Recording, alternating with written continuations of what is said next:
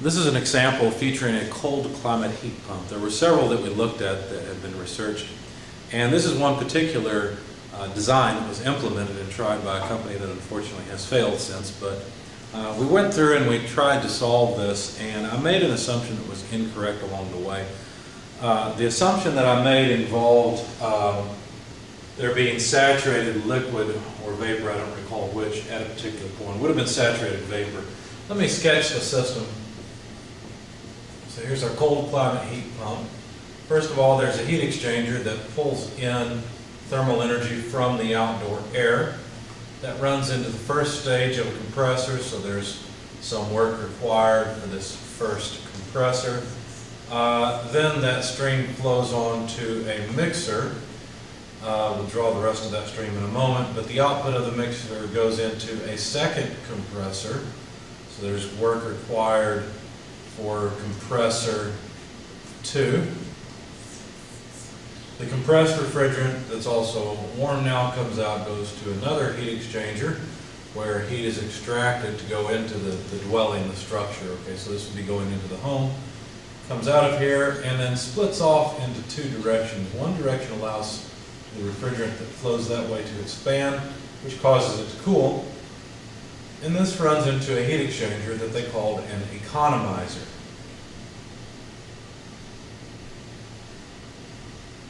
Okay. Now what happens is, since the refrigerant on this side is cold, since it's been allowed to expand, and this refrigerant is still relatively warm, well then that means heat is going to transfer from the hot side to the cold side.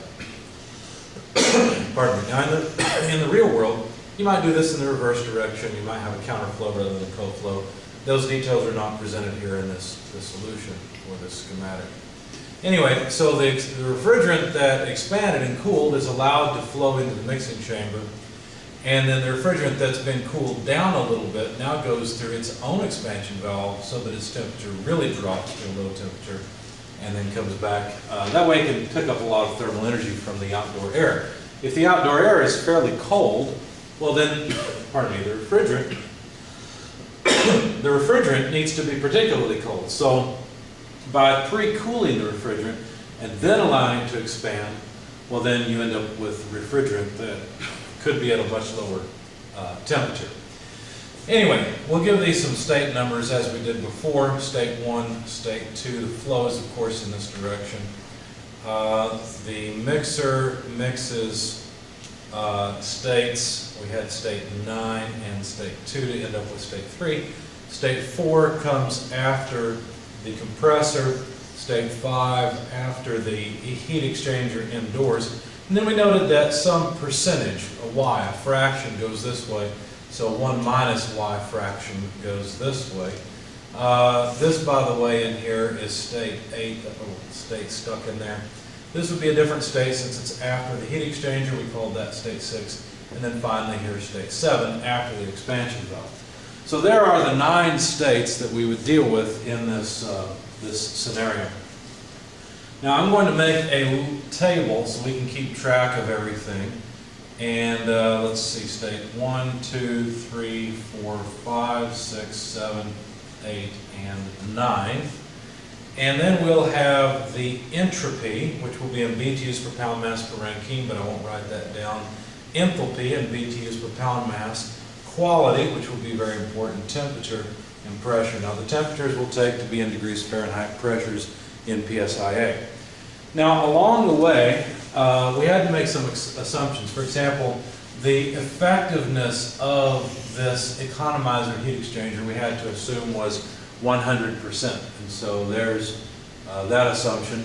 Beyond that, we also wanted to make sure that things were as efficient as possible. And of course, heat exchangers are the best when boiling or condensing occurs on one side or both. So that concept is something we'll use along the way. Now, one thing we decided is if we're going to extract thermal energy from this heat exchanger indoors, in other words, if we're going to heat the home or the building with this heat, well then we want to extract as much thermal energy out of the refrigerant as possible. That means if the refrigerant comes in, say, superheated, we want it to leave as a saturated liquid, okay? So in other words, we want the quality at state 5, and I'll have to put some lines across here to make sense of this. My lines are every 2 states. So the quality in state 5 needs to be a saturated liquid, so it should be 0. So the quality right here, in other words, the saturated liquid should be coming out of this because we want the refrigerant to completely condense. As it condenses, obviously it gives up thermal energy because it goes from the gas phase, which is a high energy state, to the liquid phase, which is a lower energy state. Now further, we can use the same reasoning and say, well, the amount of saturation, or what we want to get here at state 1, is something that's a saturated vapor. In other words, we want to boil off the refrigerant. I know it seems strange to think of cold outdoor air actually boiling off a liquid, but there are some liquids with very low boiling points. So the refrigerant we select can boil at low temperatures, assuming the pressure is low enough. So state 1, we want to be a saturated vapor, so we're going to give it a quality of 1. There's one more place, and that is at state, where is it? State 9, here we are. And this was the mistake I made before. I used quality in the wrong place. I don't recall exactly what I did, but I took I remember what it was. I assumed that at state 3 we'd have a saturated vapor. That's not necessarily true. What's better is to make sure that coming out of the economizer on this cold side, if you will, that the refrigerant, pardon me, comes out as a saturated vapor. Because understand what's going on here, the refrigerant on this side, the hot side, is boiling off the refrigerant on the cold side. So the assumption I should have made is that the quality in state 9 is 1. Okay, in other words, it's a saturated vapor. That will take care of the problems. I eventually ran into some problems. We had selected some temperatures and pressures, therefore, for the various components, and we'll do that again. But I ran into some problems, and I'll describe those along the way. We want this to be something that can compete well with fuels, things that burn to warm a home. And so we decided that the pressure in state 5 should be 200 psia. Because think about it.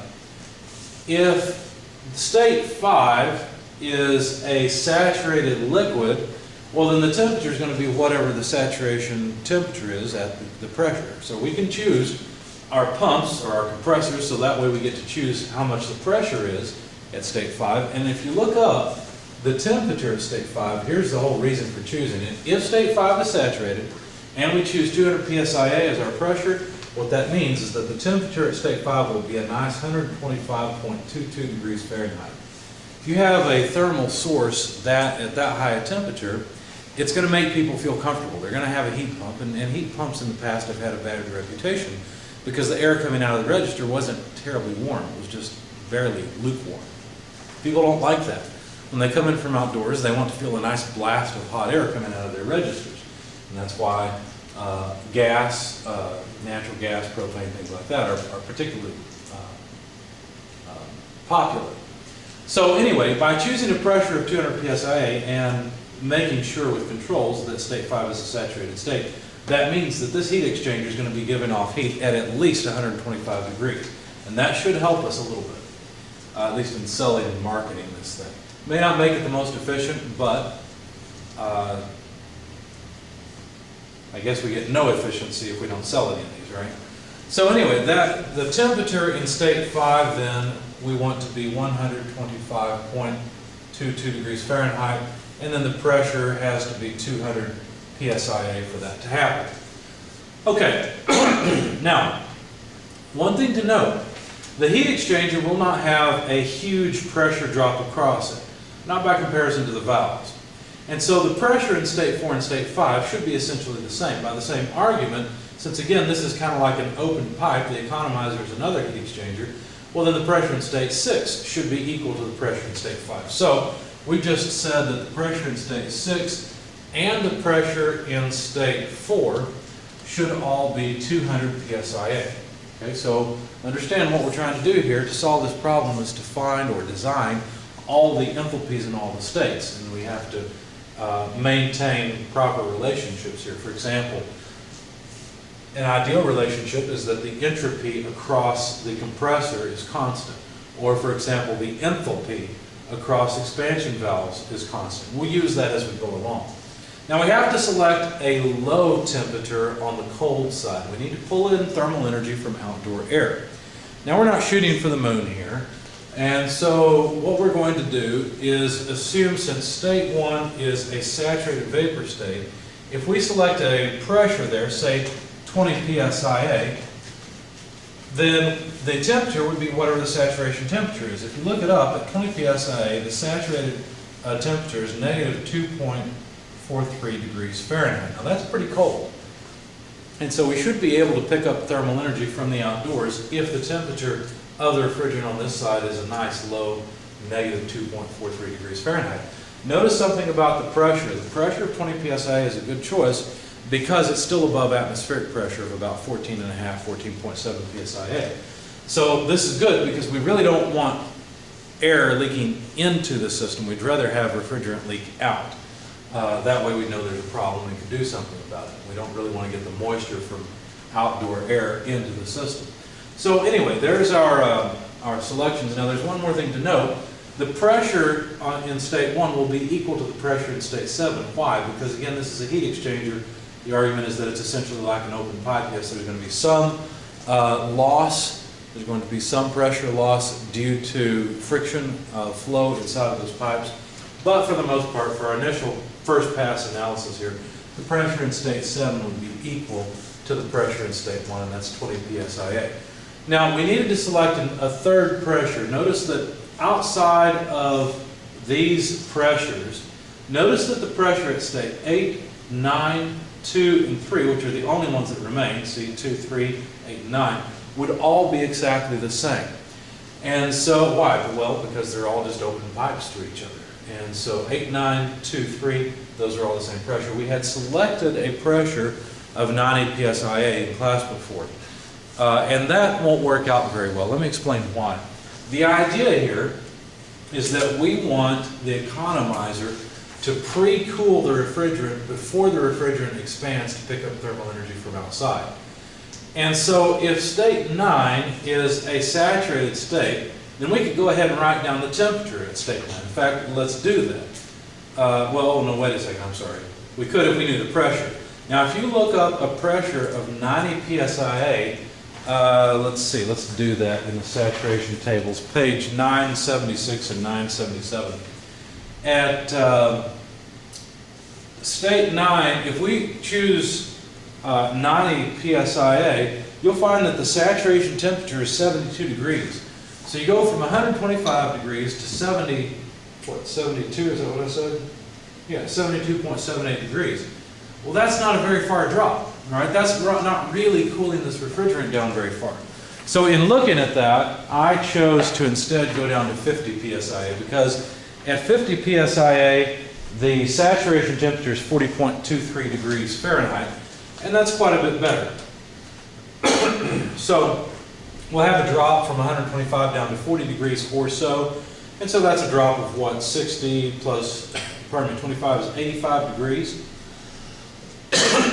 And then the temperature would only drop from 40 to -2, so that's about another 40 degree drop.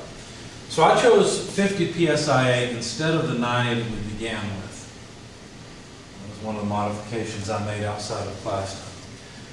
Okay, so that means then that the temperature at state 9, since it's a saturated vapor at 50 psia, can be looked up, and that would be 40.23 degrees Fahrenheit. Now, if you look at state 9, you'll notice state 9 is not close to a compressor. Anywhere we have a compressor, like state 1, 2, 3, and 4, we'll be interested in entropy. But all the other states will have no interest. So 1, 2, 3, 4 will want entropy, but as far as we're concerned for the rest of this, entropy is not really interesting in this section of the table. So I'll just go ahead and cross that off, noting that we're not going to bother with that section. It doesn't matter. The only place where entropy really helps us is in the isentropic devices. Obviously, heat exchangers are not isentropic devices because heat transfer pulls entropy with it, so, or carries entropy with it. So anyway, let's continue. and see what we can do next. So we've chosen all of our pressures. We've got that portion of the table done. Let's see. We've got, excuse me. We have all of our known qualities. So let's see what we can do next. Since we have state 1 essentially solved, because we've got two properties, temperature and pressure, as well as the quality, we should be able to look up the enthalpy. In fact, the enthalpy would just be the enthalpy of saturated vapor, Hg, at 20 psia. If you look that up, it's 102.73 BTUs per pound mass. Since we're close to a compressor, we'd also like the entropy. So I looked that up as well. Of course, this would be Sg, because we're interested in the entropy of saturated vapor. So that's 0.22567 BTUs per pound mass per Rankine. Okay, so we've got our entropy for state 1. Now, ideally, the entropy from state 2 would be the same, because the compressor would be isentropic. And now notice what we have. We have the entropy in state 2 and the pressure of 50 psia. We can take those two pieces of information together and go look it up. Now, if you go to the saturated tables and you look up 50 psa and then you look up an entropy of 0.22, etc., 5, 6, 7, you'll find that the entropy of saturated vapor, Hg, at 50 psa is less than this. What that means is that state 2 is a superheated state, so there's no such thing as quality there. So what we need to do is go over to the superheated tables. I went ahead and did that, looked up 50 psia, and looked for this entropy. Of course, it wasn't there directly. I had to interpolate it, but when I interpolated, here's what I came up with, 110.74 BTUs per pound mass. I went ahead and interpolated the temperature as well. 49.12 degrees Fahrenheit is what I came up with. So now we've solved state 2. We know its temperature, we know its enthalpy, and of course we got its entropy from state 1. Okay, now, what about state 9?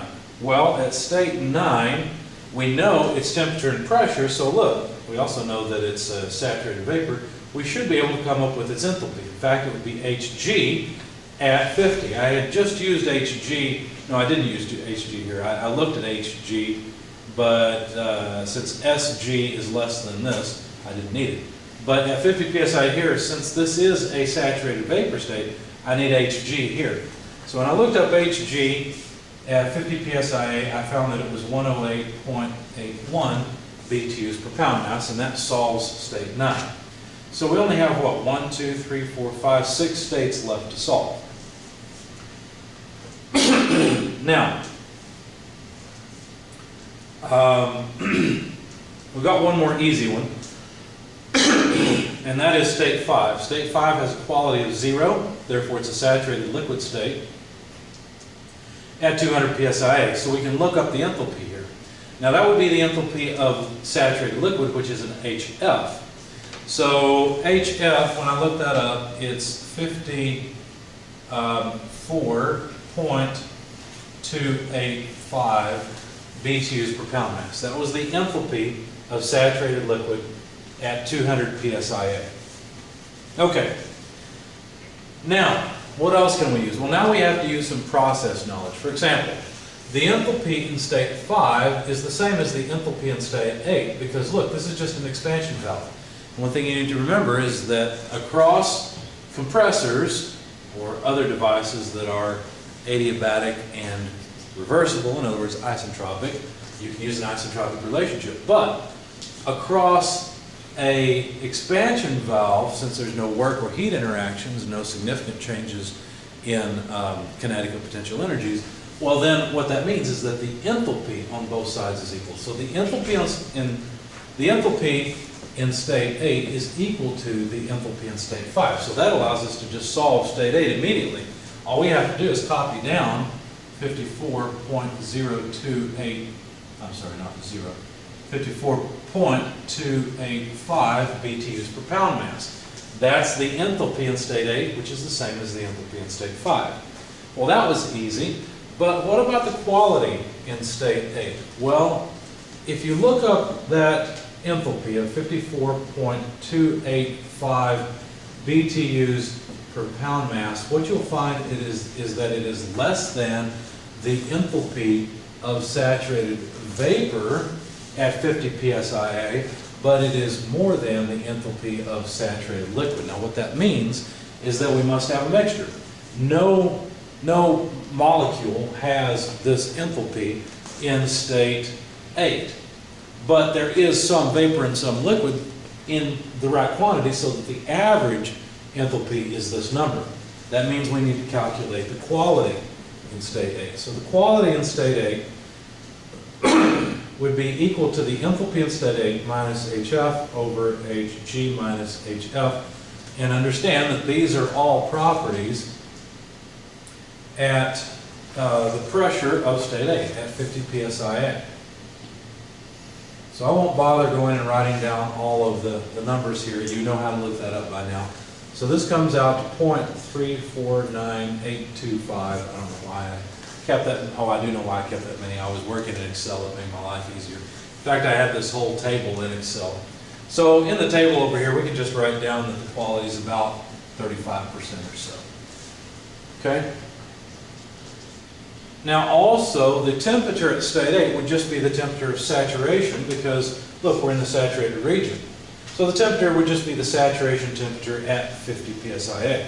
And that temperature for state 8 comes out to 40.23, just like it was for state 9. Okay? So state 9 and state 8 actually have the same temperature, which is what we would want, right? We would want one of these sides to be either boiling or a condensing process. Since this is the side that's heating up and absorbing energy, it's the side that's boiling off. And so basically what happens is from 8 to 9, the refrigerant gets completely boiled off to a saturated vapor state in state 9. Now, what does that leave us? States 6, 7, 3, and 4. So we have 4 more states to solve. Now, at this point, you really can't do anything else until you either are able to deal with the energy balance around the mixing chamber or the energy balance around the economizer. And so what I did next is I said, okay, now I'm going to use the fact that there's not an efficiency but an effectiveness of 100% of the economizer. What does that mean? Well, 100% effective means that this economizer transfers as much heat as possible, the maximum amount of heat possible. And what's the best it could do? Well, the best it could do is to get stream 6 up or down to the same temperature as stream 8. Turns out in this case, stream 9 is actually at the same temperature because both are in the saturation region, right? So 40.23 degrees. But the best we could ever hope for is for state 6 to have a temperature of 40.23 degrees. So let's write that down. This is the best we can ever hope for. 40.23 degrees in state 6. Well, look, that allows us to solve state 6 because now we have a pressure and a temperature. So at the, if you go to the saturated tables and look up a pressure of 200 psia, obviously you'll find that the temperature is the saturation temperature of 125. Now that's a lot more than this 40. What does that mean? Well, that means if the refrigerant is in fact at 200 psia, but it's down all the way to 40.23 degrees, it must be a subcooled liquid. Now, its enthalpy can be approximated, so it's subcooled, that means there's no such thing as quality here. Its enthalpy can be approximated as the enthalpy of saturated liquid at whatever the temperature is. Well, the temperature is 40.23. So we're not going to go look up HF at 200 psia. We're going to look up HF at 40.23 degrees because that's the approximation for the subcooled region. So I went to 40 and of course what I did is I went to 50 psia, right? Because that's where I can read off 40.23 degrees and get HF without having to interpolate over in the temperature table. So anyway, I went and I looked up 40.23 degrees exactly, because it was at 50 psia, like I said, and I was able to read off HF for state 6, and that is 24.948 BTUs per pound mass. Now, one thing about state 6 is that state 7 has the same enthalpy. So I just went and immediately wrote down 24.948 BTUs per pound mass for state 7 as well.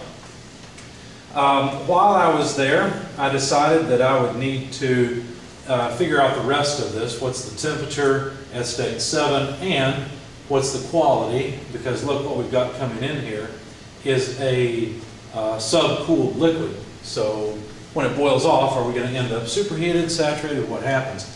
Well, if you look up 20 psia, and so at 20 psia, the enthalpy of state 7 ends up above HF but below Hg. That means we have a saturated mixture coming out of state 7.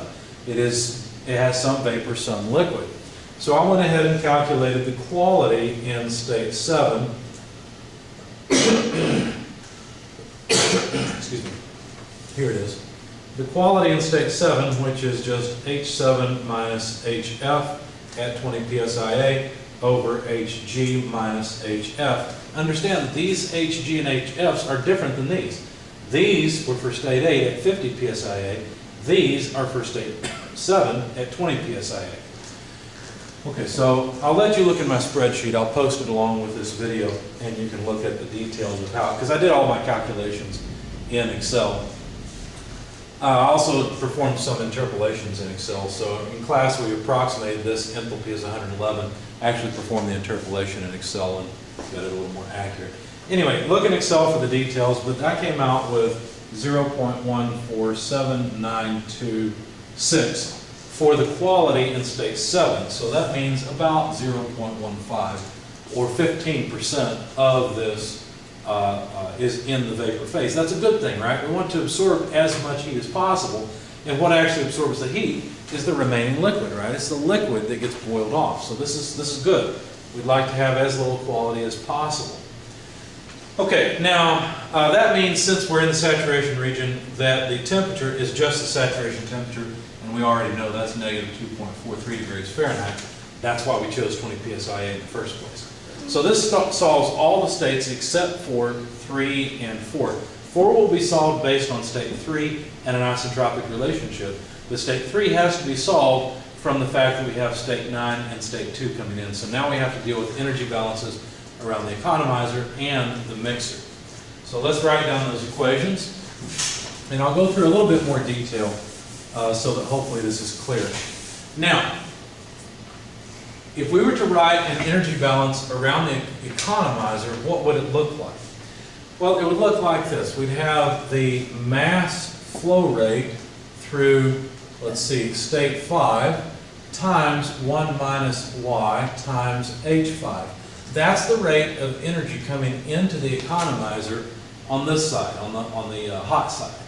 On the cold side, we'd have the mass flow rate going through state 5 times the y fraction, because that's what goes this way. It's kind of like, say 10%. We don't know what y is yet. Let's just say it's 10%.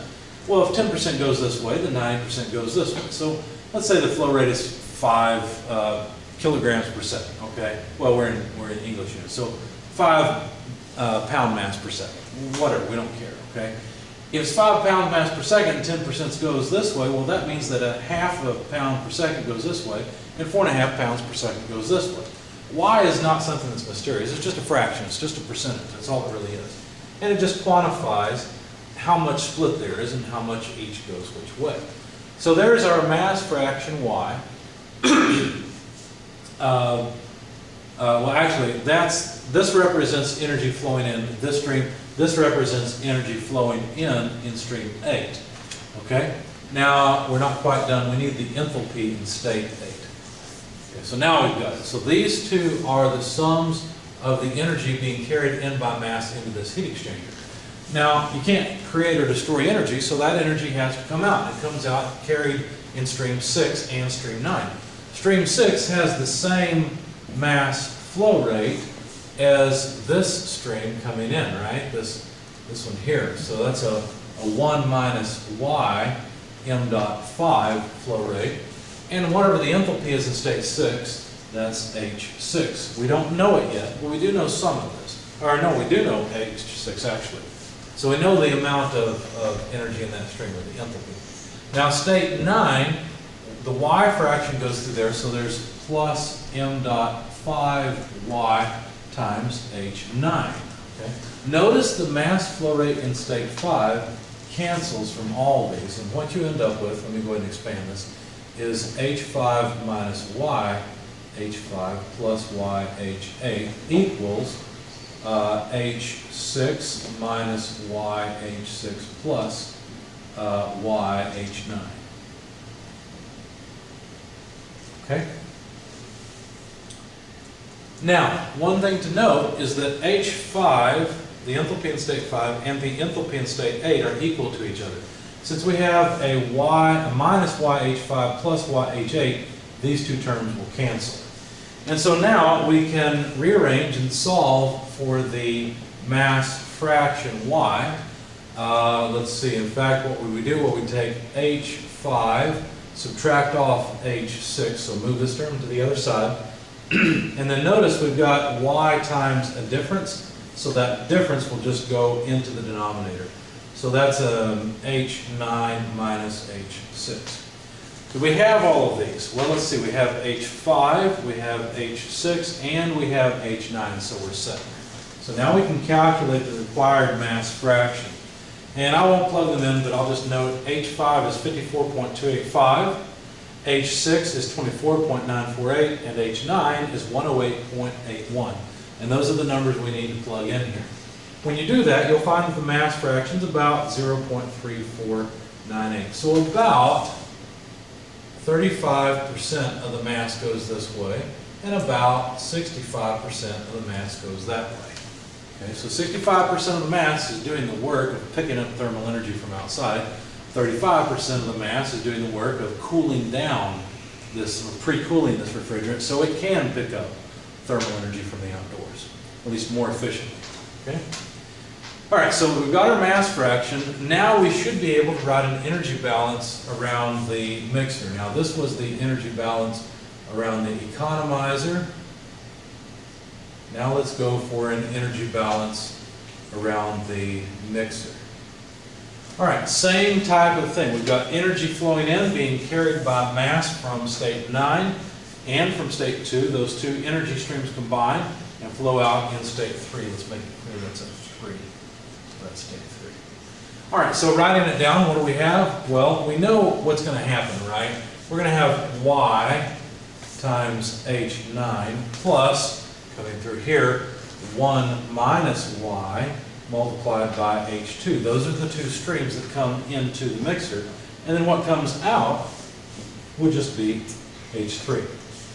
Okay, now notice that we have everything except for H3.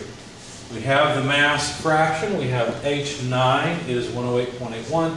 We have H2, which is 110.74. And as I said, Y is 0.3498. So we can solve for the enthalpy in state 3. When I did that, I found that the enthalpy in state 3 was 110.06 BTUs per pound mass. Now, if you look up a pressure of 50 psi and an enthalpy of 110.06, what you'll find is that this is still in the superheated region. And so I went over to the superheated tables and started looking for the entropy because I need the entropy in order to find the entropy in state 4. I had to interpolate, but when I interpolated in the superheated tables at 50 psi with an enthalpy of 110.06, I got that the entropy is 0.22434 BTUs per pound mass per Rankine. I went ahead and interpolated the temperature as well. It was 45.84 degrees Fahrenheit. So basically state 3 coming into the secondary compressor is coming in at a reasonable temperature. It's about the same temperature, or it's close to the same temperature as states 2 and 9. State 2 is at 49, state 9 is at 40 or so. So this makes sense. We have one more state, and that is state 4. The key to getting state 4 is to realize that the entropy between states 3 and 4 are equal. So this is 0.22434 BTUs per pound mass per Rankine. Now we've got two properties. We've got the pressure and the entropy. If you go and you look up this entropy at this pressure in the saturated tables, you'll find you're still in the superheated region. Not surprisingly, we were superheated and then went through a compressor, so we'd expect to be superheated. So I had to interpolate again in the superheated tables. When I did that, I found that the enthalpy was 122.64 BTUs per pound, or 65 BTUs per pound mass, and that the temperature at state 4 is 139.05. This is really good because look, we're shooting for a relatively high temperature of 125, but 139 is going to feel even better. So I know eventually the temperature goes down to 125, but we've got almost 140-degree air coming into this. So I think we'll be able to sell this and make some profit here, hopefully, assuming we can make this thing work. Of course, the biggest problem is keeping frost off this outdoor coil, and of course, making a quality product. Okay, so now I say everything's solved. Well, what do we know? What have we really discovered? A bunch of enthalpies. Well, what sorts of things do you think you might want to sell about this? Well, it pulls in thermal energy from outdoors, puts out comfortable air, and does so efficiently, or does it? We don't know the coefficient of performance, do we? How about if we calculate the coefficient of performance of this heat pump? Now that would be desired output, which is QH, over required input, but you have to be careful. We have to put work into both compressor 1 and 2. So the specific work into compressor 1 plus the specific work into compressor 2 are both required in order to determine how much energy goes in for the heat we get out. Now QH, how would you calculate it? Well, it's just based on the enthalpy drop across the heat exchanger that's indoors. So H4 minus H5.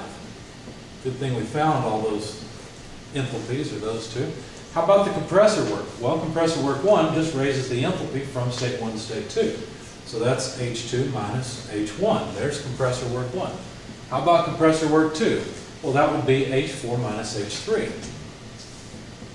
See, it's a really good thing we found all of these enthalpies, because now we can answer a question like, what's the coefficient of performance? If you plug in H1, H2, 102.73, 110.74, you plug in H3, H4, 110.06, 122.65, and then finally H5, 54.285, all BTUs per pound mass, you'll find the coefficient of performance is 3.32. That's quite a respectable coefficient of performance. In the real world, could we get anything that's good? No, it's not going to be this good. Why not? Well, because there's going to be pressure drop in all of these heat exchangers. There's going to be non-idealities in the compressors, and therefore they are not going to be isentropic. All of that will reduce the coefficient of performance. But the idea here is sound. This is a reasonable coefficient of performance for pulling in thermal energy, generating a reasonably warm temperature from relatively cold air. The problem, as I said, that we'd have to solve is trying to get as efficient compressors as possible, low delta P, heat exchangers everywhere, and of course controlling all of this to actually make the mass fraction, that percentage, come out like we want. But this is our system, this is our design, and looks like we might be able to get a good performance from it. So that's it. Do look for the PDF of this and the spreadsheet on Blackboard. I will post them along with this video, and hopefully this helps you understand the cold climate heat pumps.